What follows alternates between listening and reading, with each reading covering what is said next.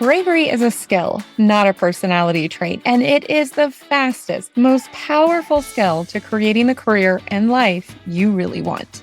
I'm Nicole Steinbach, the International Bravery Coach and your host. I'm a former global senior director in the tech industry who's worked in over 25 countries. I'm now a certified and proven coach serving professional women like you all over the world. My promise is that you will stress less, work less, and then earn more. The Celebrate Brave podcast is for you, so make sure you subscribe for weekly Brave inspiration, including proven frameworks for career and life success, my answers to your listener questions, and powerful conversations with my clients and other brave leaders. You are already brave. You can define what brave means for you and your goals and build your brave. In fact, you're already in the right place. So let's dive in.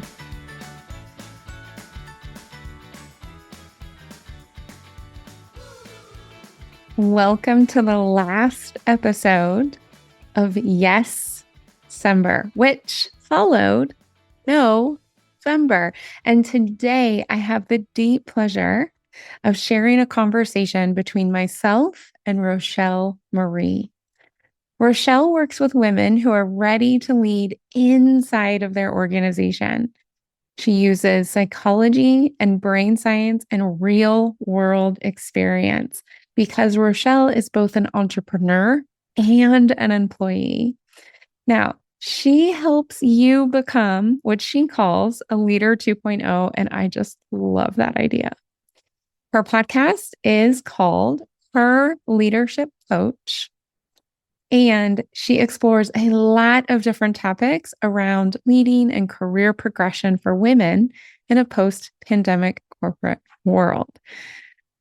Definitely connect in with Rochelle. She shares even more towards the end of our conversation. All of the links are in the show notes. And what I want to highlight in this conversation is how innately, how beautifully, how concretely Rochelle highlights the growth of the yes and the no learning cycle.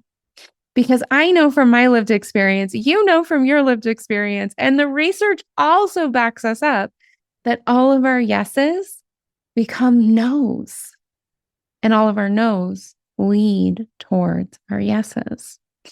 And what Rochelle shares here as a deeply personal, professional story of bravery, of choosing herself, of her own resiliency, and claiming that she is a person of yes, highlights exactly that spiral. There is one caveat. Rochelle does share a little bit about her experience with a narcissistic personality, and I share a little bit about abuse. If you're not in the place for those conversations, go ahead and mark this one and come back when you are. Rochelle lives a quote that frequently comes up on this podcast, and that quote is from Nelson Mandela, who was attributed as saying, "I never fail. I either win or I learn." In this episode, there's a lot of learning. Let's dive in. We are here today with Rochelle Marie, who is in Australia, and I invited her to come here and talk to us about the power of yes after we were having a conversation. And she mentioned, well, you mentioned, Rochelle, that you had done 50 by 50. So 50 activities before you turned 50. And that was in addition to running a business and working full time and all the caregiving and crafting and traveling. And I thought, oh my goodness, I need to have Rochelle come on to talk about the power of yes. So welcome. Welcome. Thank you. It was a big year, but man, it was fun. Right. So just start us off with how you think about yes and how that supports you and being of service to yourself and your family and then the clients that you have in the community. Yeah, I think I've always been a yes person. I'm the person. So I'm married for the second time. So I guess I've said yes twice to marriage. And in our relationship, I'm the person that is the yes, and my husband is the person that is a maybe or not quite now. So even things like going out for dinner, I am the person that will be trying whatever's new on the menu. I don't do the same thing over and over again. My husband's worried that he's not going to enjoy it, and so he will stick with the tried and true. I think, when you talk about, how does that serve me and my family? For me, it's brought me a lot of joy.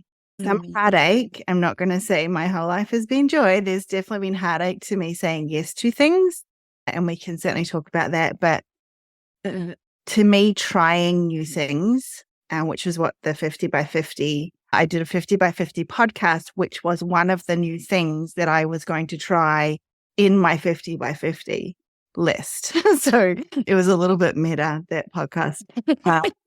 But just the joy of being able to experience all I can out of life for me has made my life Wow. So when I'm listening to you, I'm hearing that there are certain personality traits or certain habits that you maybe innately have or you built over time to make the yes so integral to your experience. What are they? So, what, I think part of it is being an eldest child. So I kind of had to lead the way, and that involved, like, when you're the first at doing things, then everything is new. And so you get used to doing the new things. And I had 3 younger sisters. And so I kind of led the way.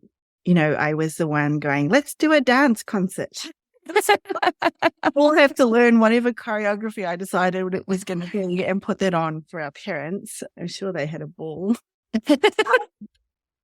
And then I remember, so I think that was part of it, being the artist and being the one to by necessity do the things first, push the boundaries first. I one of the things I pushed the boundaries on was having a boyfriend at 16, who I was, 16-year-old, absolutely in love, the love of my life, my soulmate for 3 whole months. I'm laughing because I feel it in my soul.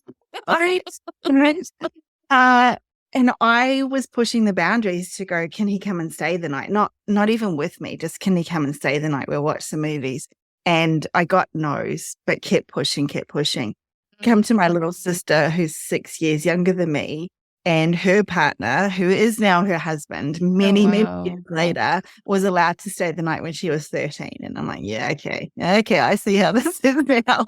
So yeah, there was a lot of that forging the way. And then that soulmate of mine, when we broke up, I was devastated, and I had to get out and do something. And I went out with my aunt, who was 16 years older than me.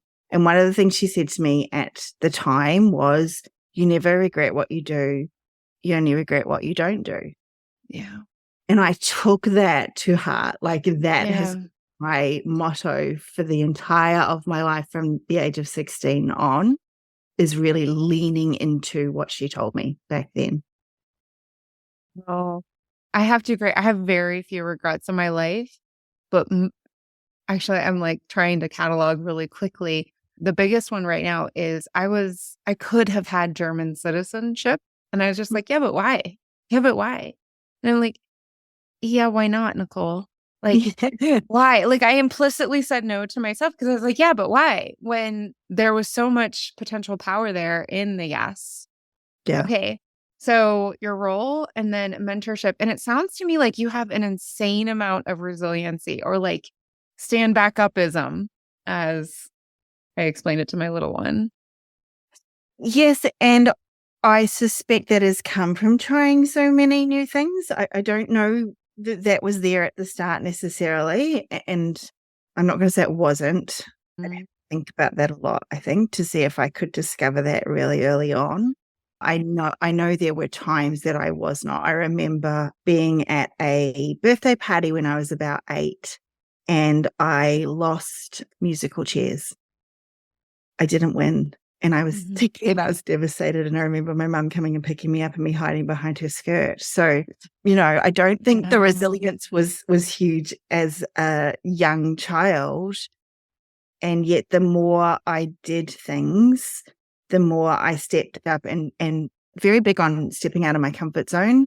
I did that quite often from quite a young age. I can't even tell you why I did, but the act of failing again and again means you have to keep getting up again and again. And so now I often hear, how, oh, you're so resilient. You're so strong. I couldn't have gone through what you have gone through and be doing what you're doing now. And so, yeah, I think it is a resilience born of trying new things, saying yes to things and not always succeeding. And, sometimes getting bruised and battered quite significantly and still standing up and doing it again, doing the next thing. Doing the next thing. Wow. I mean, that's why I wanted to have you on for this topic. So what is the brave story that you wanted to share specifically around the power of yes? So I think it started with a yes that felt good at the time. And then this is probably one of my few regrets.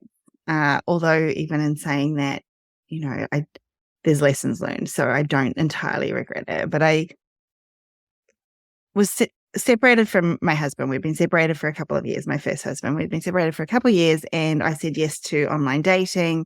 I met a guy after several different dates. So great. Met a guy who was absolutely wonderful, who put me on a pedestal, who was very old worldly, chivalrous, the car doors, had a brain, had some good conversations, and things quite quickly progressed. And to cut a long story short, after 3 years and a business that was his, but he had nicely put all my money into his business, folded and he left, I realized that I had been involved with someone with a narcissistic personality disorder who proceeded to help me go bankrupt through his business failing and me being the director because his previous business had also failed. Red flag there that I did not catch. And he was already bankrupt. Another red flag that I did not catch. And so at the end of it, I was left having to deal with a business that he had simply walked away from because he was an employee, wrap up 10 people's lives who were the employees of the business, let them know that they, no longer had a job. I had to deal with all of the debtors.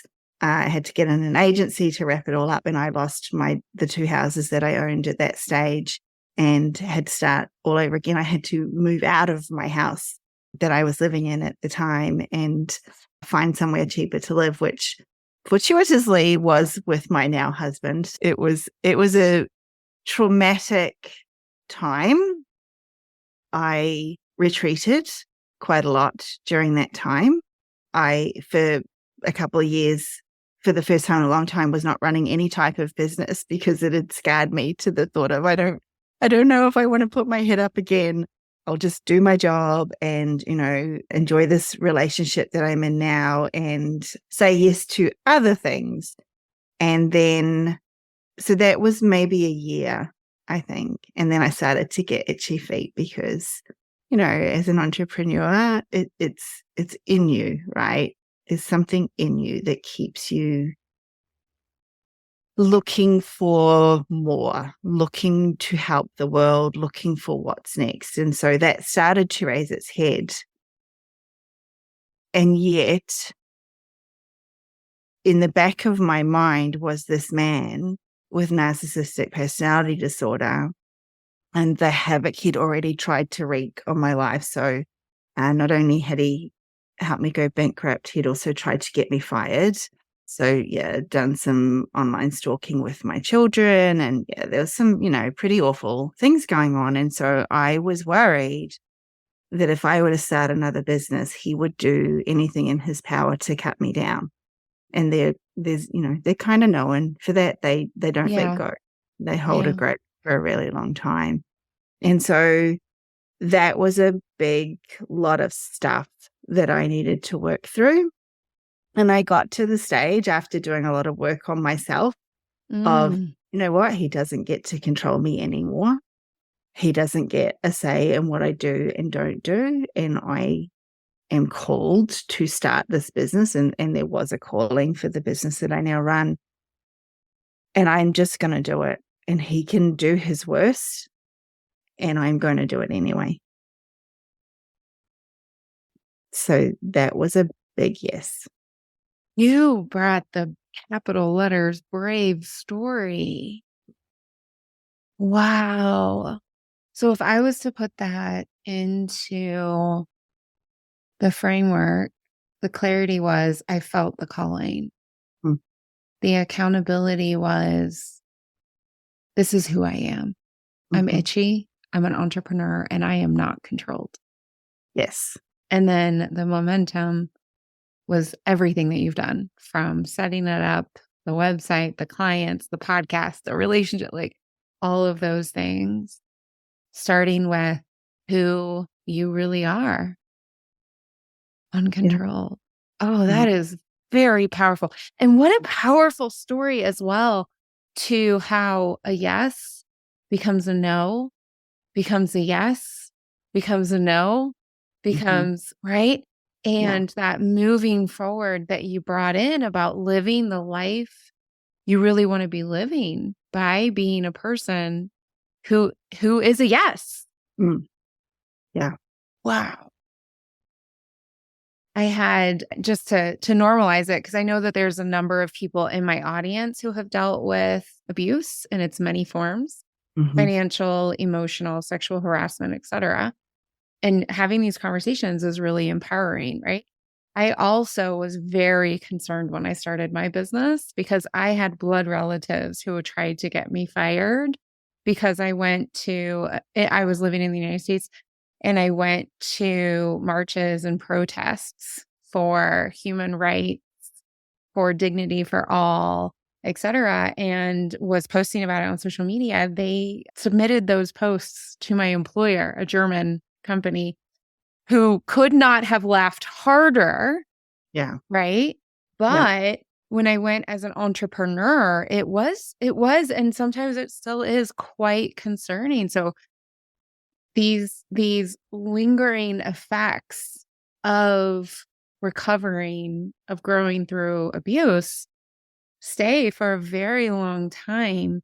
And it's so deeply brave to keep going towards who you are, Rochelle, and what you're going to offer to the world. Wow. It's a big step. And I think part of the journey for me, and this won't be for everybody, but part of the journey for me, like I said, even when I have regrets, they're not real regrets because I learn from them. And so part of the journey for me in this was stepping back and taking responsibility for this, for my part in this as well. And so, and it took me a long time to get my head around, this isn't my fault. Like, it's him. He was an awful man. He did awful things. I'm not the first person he's done it to, and he won't be the last, unfortunately. And I needed to step back and go, okay, yes, all of that is true. And what part did you play in this? You need to take responsibility in this, because if you don't, how do you know you're not going to be in that same place again? And I really needed to make sure I was never going to be in that place again. And so I did a lot of work around finding the things that I could have done differently, particularly the flags that I could have spotted, but things that I did as well that I could have done differently if I was ever in that situation again. Yeah. Yeah. And that right there, so you're being more brave than I'm being right now, because one of the things that really stood out to me is he helped me go bankrupt, right? You were an active participant making the decision. So one of the things that recently there was a group call with my clients, and I realized that there was a bit of a misunderstanding because I've been saying, like, take the wisdom of right now and go back in the past, right? And what have you learned? And some of my clients were misunderstanding that as in, like, I should have done better. Yeah. I should have. And that's absolutely not what you and I are talking about. We're talking Right. about as I am today with the wisdom because of who I was back Yes. then, whether it was an hour ago or a year ago or a decade ago, right? How could I help myself then? What do I notice about myself then? Because that's going to take me forward, just like you said. And I can't remember currently who it was, but somebody, a human rights activist said, I never learn. I never fail. I either win or I learn. Yes. And that's Yeah. what you're really role modeling for us right now. Yeah. Wow. We call that at work, we've termed that flirting. What, flirting? Wait. Flirting. So failing and learning together. Learning through failure. Yeah. Well, that's in my lexicon moving forward. It's a good word. Dang. Oh my goodness. Wow. So generous. Yeah. This is the power of yes. Mm. What an incredible example. Thank you. Welcome. So with your remarkable bravery, who is your brave role model? So I've had many. I've had many, right, throughout the years. And I think the one that comes to mind that is really probably most recent is one of the young women at work that I mentor. So I have very brave clients and I think they're all amazing, but this one particularly stands out at the moment. They have been through a lot recently. First I'm still getting used to this. You know, I'm going through this with my kiddo as well. Yep. And Yep.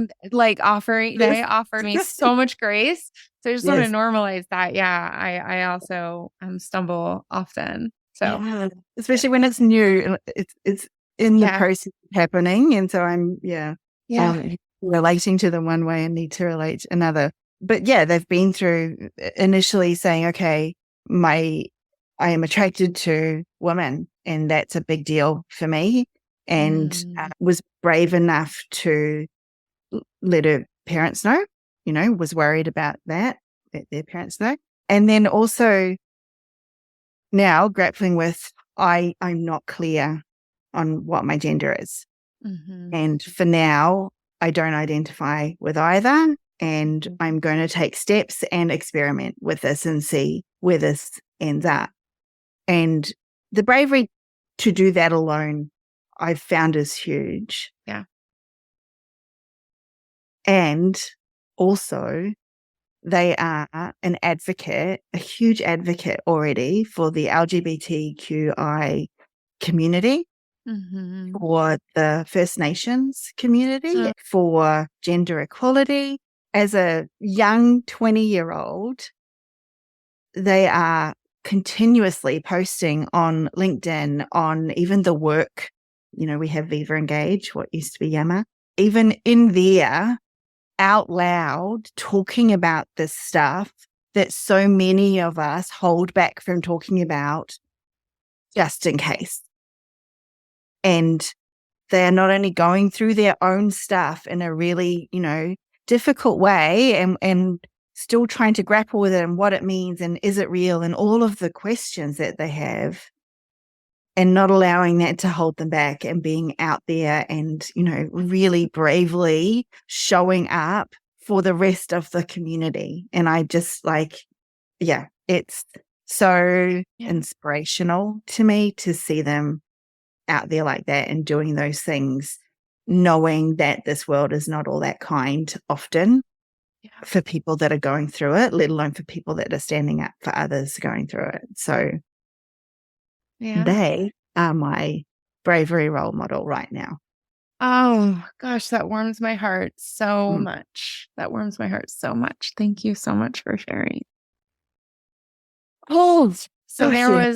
there was a time I was still living in Germany, and I have permission to share certain elements of it. So if it's a little bit vague, dear listener, it's because I don't have permission to share all the elements. And someone from the US came over and visited. And I had been informing myself a little bit. I met someone who referred to themselves as Three Spirit. It was very confusing to me. To be frank with you, I didn't even know that girls and girls could fall in love until I was in college. So I was a little sheltered, a little uninformed. And so I started learning about it. I went to the German library and I got some materials, and it was just really fascinating. So I started commenting on it. And as marriage equality began to hit a variety of countries to be unleashed, I was posting about it. So when this person from the US came and visited in Germany, they felt comfortable sharing with me that a person we had in common was in the midst of transition. And I was the second person on that entire side of the community who was entrusted with this information. Mm. And I didn't get involved because I had someone. I got involved because human rights for all means for all. This is not a complex. The solutions may be complex. Deconstructing the systems may be complex. But human rights for all is not complex. Mm. So I honor that you brought that onto my podcast. I'm so grateful. Thank you. And what an amazing way to say yes. This is who I am. And Yeah. I'm not sure if in the next 10 minutes, I'm still going to have the same theory. Yeah. Exactly. And I love that bravery to not be certain, right? We all so badly want certainty and control with everything, and it's all such an illusion, and yet it's still really hard to sit with it. And so their bravery is huge. Huge. It's all an illusion. Oh my gosh, I love this. Mm. Now, I am talking to you from Colorado. You are in Australia. So it's my evening, your day, as we are morning, right? As we're recording. So I have a growing number of listeners in your general time zone, New Zealand and Australia. I see you South Africans as well. Thank you for being here. Please share about your offering into the world for women and leadership. Yeah, thank you for the invitation. And I think, look, I want to tie this into bravery because one of the things that I've been talking about lately is, so my audience is women who are looking to make an impact within the corporate world as leaders. And either they're not in a leadership role yet or they are, but they're really wanting to influence and have an impact. And one of the things I've been talking about lately is this idea of, it can be brave to leave corporate and start a business. That takes bravery. It takes courage. It can also take a lot of courage and bravery to stay in corporate in a world that is not designed for women and work your way into a role where you can create impact, change, influence. And I see all of my clients as being brave because they are choosing to stick it out in a world that is designed for men. Yes. Yes. I got so excited. And I can't even remember how we met each other, but I remember looking at your website and being like, oh my gosh, she is truly focused on disrupting, or as a recent, very public person said, ruining the status quo from within, because we need the from within as well as from without. Yeah.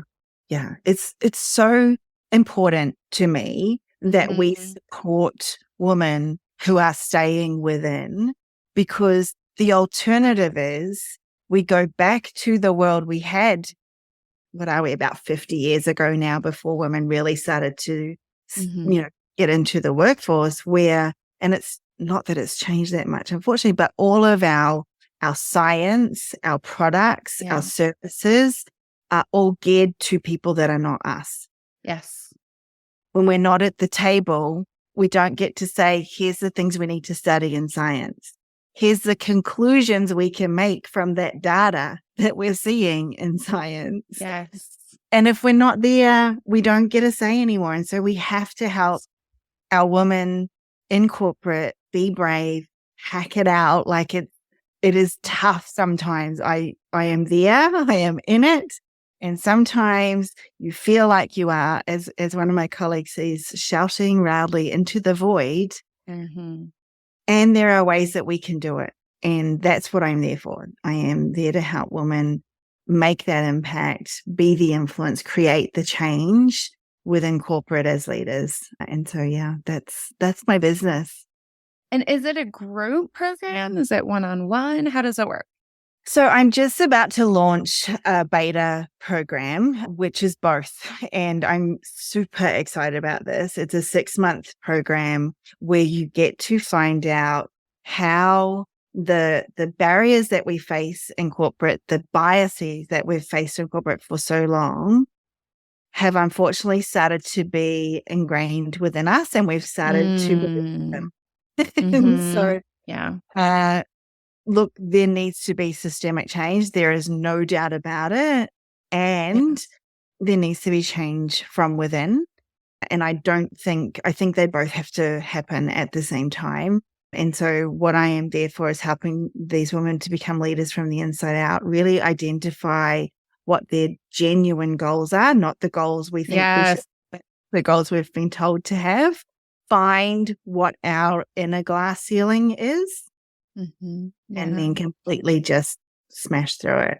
And once we can do that, we really have nothing in our way of creating the impact and change that we need to in corporate. So the 6 months program, individual and group coaching, because as women, we are so powerful in groups. And I love seeing how much we lift each other up within a group environment. So it's super exciting. Oh, that is very exciting. And I will put your website in the show notes. And what's the best way for people to connect with you? I have a Facebook group. It is a private group because I want us to be able to talk freely in there. And so the best way to catch me is the Woman in Leadership Facebook group. There is a whole lot of other words after it, starting with support. But there is a link from the website to the Facebook group as well. But I'll give you the link for the show notes so that it's easy for them to just jump on in and start asking questions, and lots of inspiration and good memes. Good memes. Gotta have fun at work, otherwise I'm the points. Oh, is that not the truth? Is that not the truth? All right. Thank you so much, Rochelle, for your time and for your just beautiful generosity here. Really appreciate it. Thank you so much for inviting me. I love our conversations every time. So I really enjoyed this. Thanks, Nicole. All right. Till next week. Bye. Before you go, you can deepen and expand what you're experiencing here on the Celebrate Brave podcast by working directly with me through bespoke, results-oriented one-on-one coaching that is rooted in my proven Build Your Brave framework. As of the last client survey completed in Q1 2023, 75% of my clients from the past 2 years report they reached their unique goal. 100% of my clients, yes, 100%, report they stress less as a result of working with me. 56% report working less, and 43% report earning more. You learn how to spend less time ruminating and stressing yourself out by getting clearer and calmer within a mindset approach that is simple, effective, and specific to you. Then we work together to end the habit of overworking and overproducing by crafting a plan of momentum specific to your goals and strengths. I support you as you execute your plan, including the skills and knowledge necessary to succeed in your own accountability. And finally, you step away from the all too common pattern of under-earning and make the shifts towards being well paid in your industry, using the clarity and momentum to ensure you become the woman you want to be at work and in your life. For real. Go to tricksteinbach.com to learn more and schedule your free, no obligation consultation. Link in the show notes. You can stress and work less while you earn and live more by building the skill of bravery. Talk soon.